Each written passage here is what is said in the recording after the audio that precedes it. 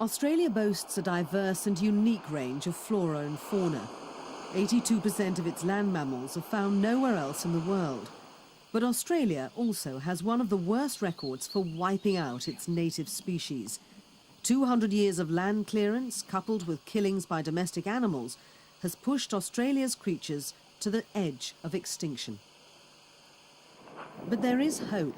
An ambitious eco-tourism company is turning Australian wildlife into big business with a different kind of wildlife park. Earth Sanctuaries Ltd, the world's first publicly listed company with a core business of biodiversity, offers an investment in conservation.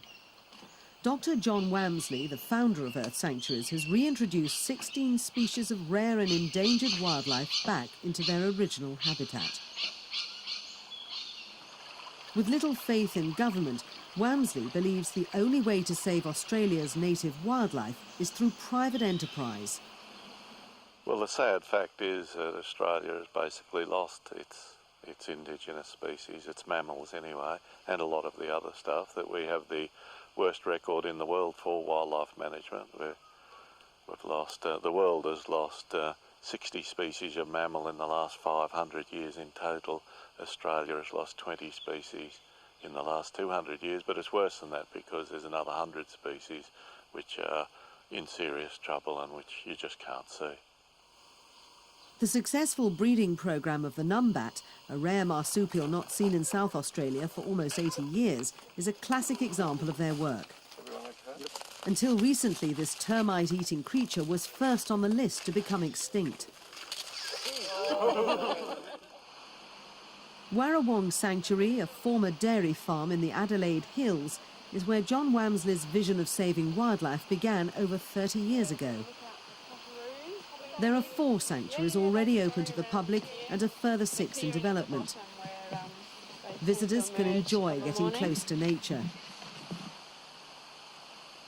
But the main consideration is always for the animals. Unlike a zoo, the rare creatures have been released to live as if they were in the wild. We've got a good mixture of animals in front of us there. We've got a little bandicoot at the front. And then at the back there, we've got a beautiful little Tamar wallaby and the potoroo, which you can just see foraging around for some seed there. Part of the kangaroo family, actually, but you might actually mistake them as a rat, because that's what the first settlers to Australia actually thought they were. It's worth investing in it just from a social point of view, and also for what trying to save something like this for your kids in the future and for my son's kids. So I guess from that point of view, it's always a worthwhile investment to do it, just to save Australia and save the natural habitat for our kids in the future. Crucial to Earth Sanctuary's success and the inhabitants' protection is this unique 3-metre-high vermin-proof fence which encircles all the sanctuaries.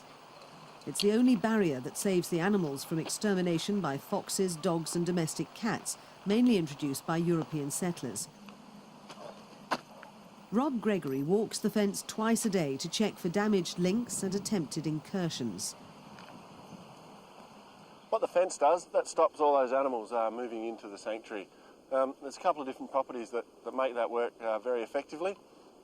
The skirt extends 45 centimetres either side of the fence, but it stops your digging animals getting under the fence.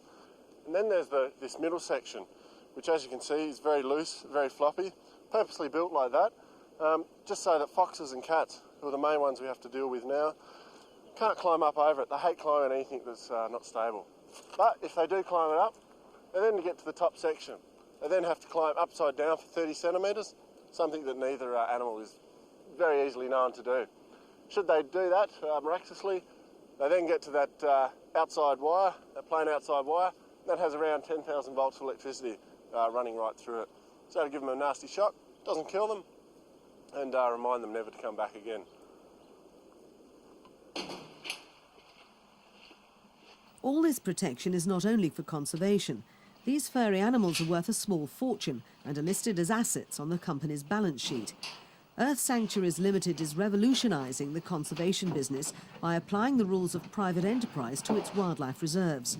The Eastern Quoll breeding programme is another success story, and it only exists on mainland Australia, here at the sanctuary. The fur of the quoll.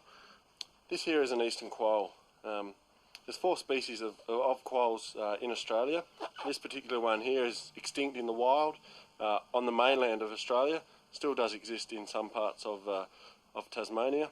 And a similar All these colouring, appealing little just, animals with different long noses sizings. and unusual Some have, names are valuable spots on their assets. tail and so forth. Some are sold for up to $3,000 to other wildlife parks in Australia or overseas.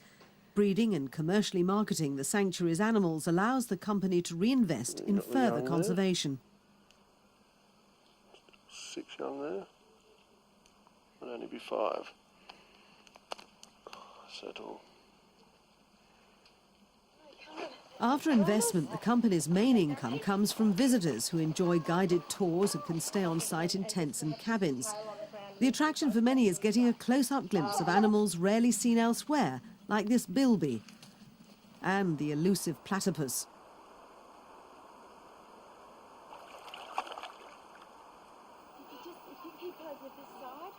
Being nocturnal, many of Australia's marsupials and mammals can only be viewed after dark.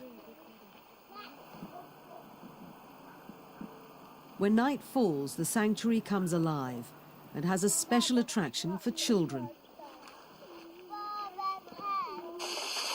After the tour, shellfish, kangaroo steaks and fine Australian wine are on the menu at Warrawong's Restaurant.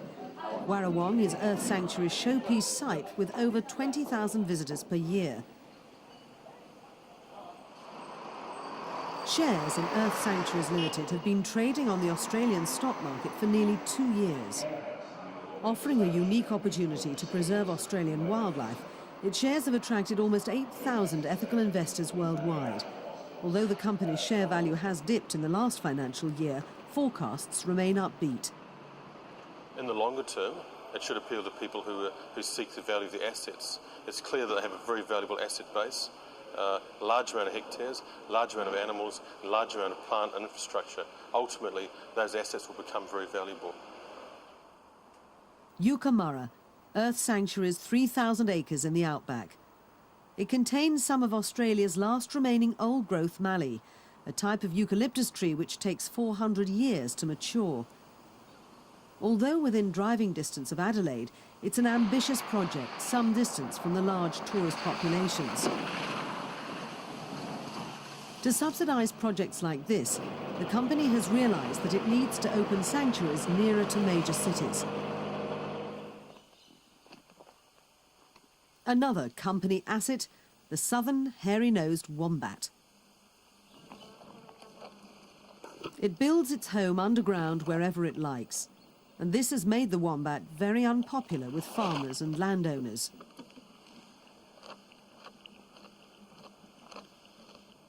Probably the biggest predator for the southern hairy-nosed wombat has been mankind, basically. Back in the early 60s, 1960s, they were nearly extinct, mainly due to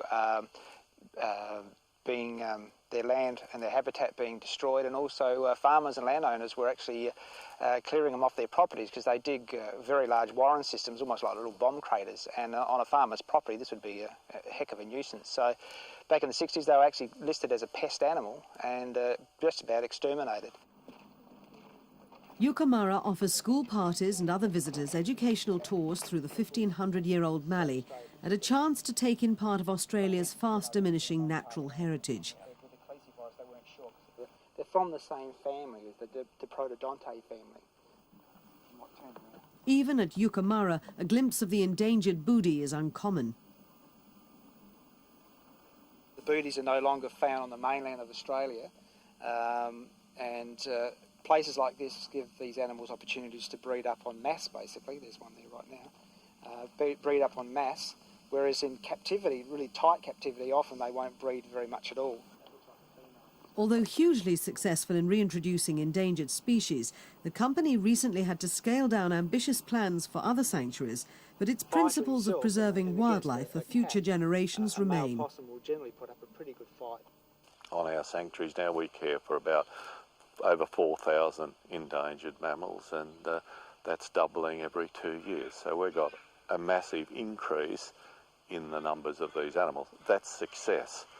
We don't measure success in how much money we can raise or how many people we employ or how many papers we publish. We measure our success on how many animals are out there living in the wild. And that success is now attracting overwhelming international interest. A case study of the company's activities has been presented to the Organisation for Economic Cooperation and Development. The Earth Sanctuaries approach could soon become an international role model, a commercially viable way to help protect endangered species worldwide.